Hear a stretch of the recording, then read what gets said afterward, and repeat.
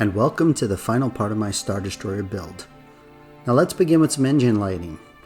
I decided on using 3 and 5mm 9 to 12 volt pre-wired LEDs with some 3mm and 2.5mm end glowing fiber optic, which will ensure that the lighting will be bright but not too harsh. I used the 3mm end glow fiber for the 3 larger engines with a 5mm flickering LED, which I ended up tinting blue with some Tamiya clear blue paint.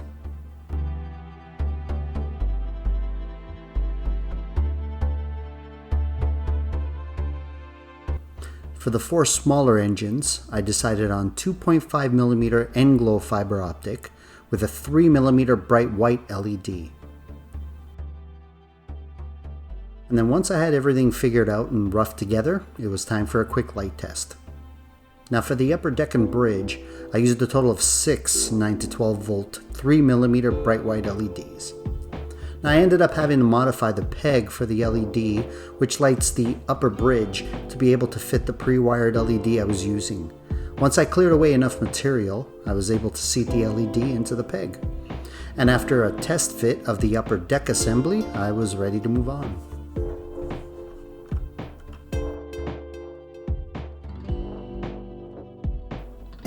For my custom display base, I started with a basic rectangular shape, using 0.80 ABS plastic with an angled front and rear edge and a hollow bottom for wiring.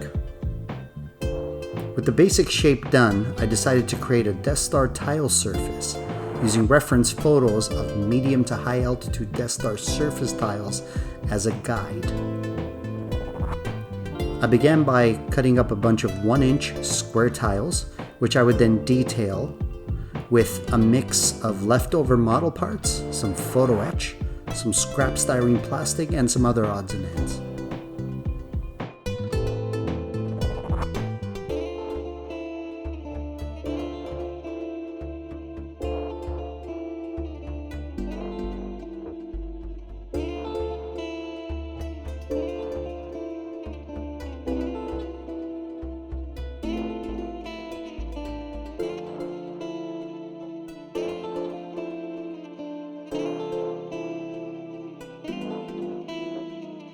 I glued all the finished tiles to a sheet of styrene with the same dimensions as the top of my display base.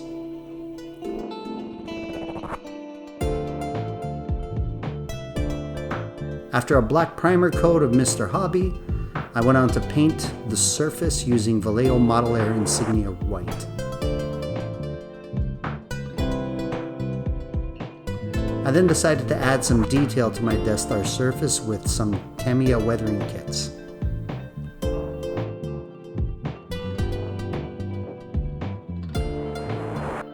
Once I was completed all my weathering to the Death Star surface, I glued it to the lower half of the display base.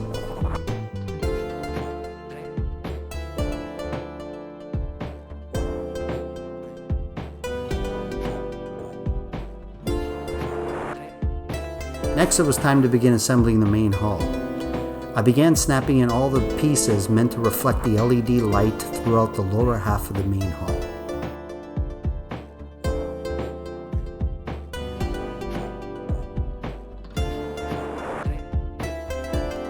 I began inserting the 3mm bright white LEDs for the lower hull, which fit perfectly into the provided LED inserts, which is meant for the optional lighting kit.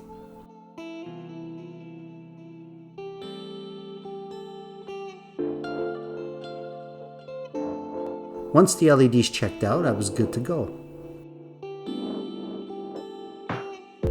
I followed the same procedure for the light reflecting inserts for the upper half of the main hull, placing the LEDs into the provided LED inserts. Once I had all my LEDs wired together and tested, I went on to my next step. I now began gluing the rear engine assembly into place and feeding my 3 and 2.5mm end glow fibers through the rear engines for lighting. Using a technique called mushrooming, I heated up the ends of my fiber pieces and pressed them into a hard surface, creating a mushroom-like end, which keeps the fiber from pulling through the holes made in the model, which in this case are the engine thrusters.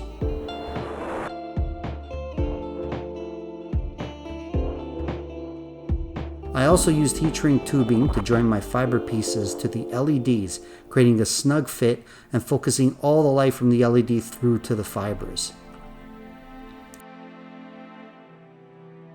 Once I had all my fibers measured, trimmed, and joined to the LEDs, I began adjusting all the lengths of my LED wiring and joined all of my positive and negative leads together.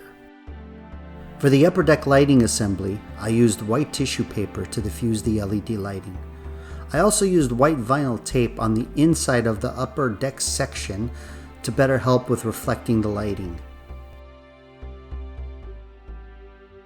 Once I had all my lighting wired together, I tested it one last time before getting ready to close up the lower half of the ship, which I glued in place and clamped down to allow it to dry overnight before moving on to the next step. And after one final check of all my wiring and connections, I was ready to wire the upper deck lighting section to the rest of the ship. I joined all of my wiring together into one set of leads, which I ended up extending so it could be long enough to feed through the ship and the support tube and reach the bottom of my display base.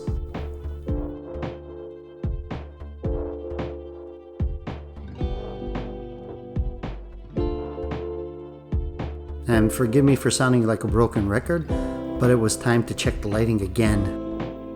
Because if you have a loose connection after you've closed up your model, well, you're not going to be able to do much about it except tear it open. I also made sure to add a small piece of tissue for the command bridge to help diffuse the light up there as well.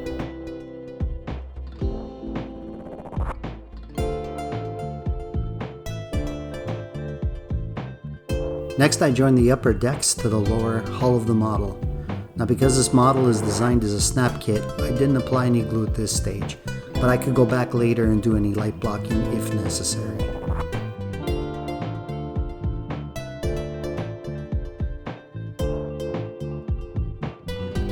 I was now ready to do a test fit of the Star Destroyer model onto my display base.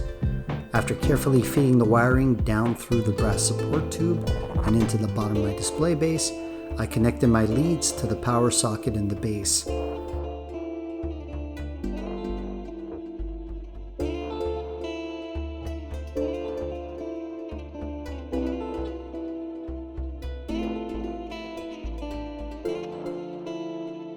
And after plugging in the adapter and flipping on the power switch, everything fired up successfully.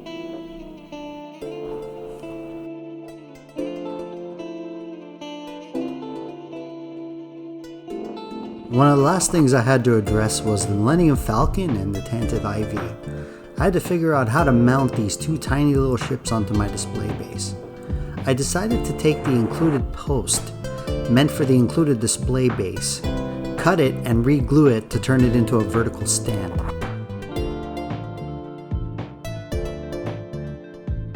And once I chose a spot for my little mini stand, I simply made a small hole, gradually making it larger until the peg on the little mini stand fit nice and snug.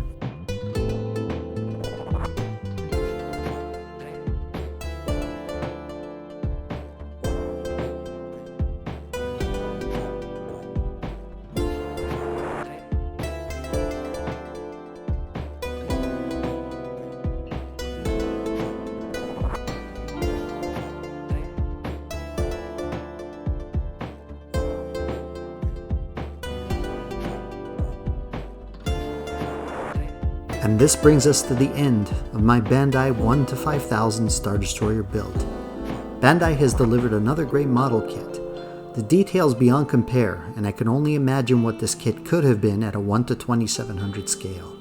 Unfortunately, this model is not without its issues. The kit definitely has fit and gap issues, and you will have to do quite a bit of work to avoid light leaks. The model has a slight upward curve at the nose, which is very difficult to straighten because of the way the pieces were engineered to fit together. You'll definitely want to glue the majority of the main assemblies because the snap fit will not hold it tightly enough.